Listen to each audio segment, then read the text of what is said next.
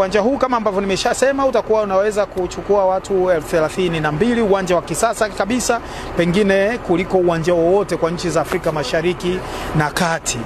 Na utakapokamilika Juni 2026, uwanja huu utakuwa na muda wake wa kuishi miaka 130, lakini kutakuwa na marekebisho ya kila baada ya miaka 10, lakini kitu kimoja ambavyo labda vitakuwa na lifespan fupi tutahakikisha vinafanywa marekebisho kwa kadri ambavyo mkandarasi ameelekeza wakati wa kukabidhi uwanja. Ni kama ile ya Benjamin Mkapa ambapo ulikamilika 2007 na viti vyake vilitakiwa lifespan yake ishie 2014, vikae kwa miaka 7, lakini sasa hivi ndo tunavibadilisha.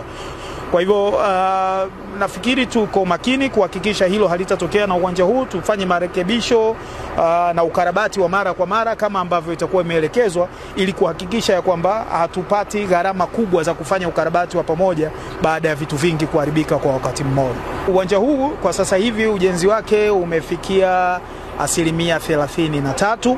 Kwa hiyo kamati ya bunge ambayo ina jukumu la kutusimamia imekuja na yenyewe kujionea, wasiishie kwenye makaratasi, na wao pia wameridhika na hatua zilizofikiwa kwenye utekelezaji wa mradi huu.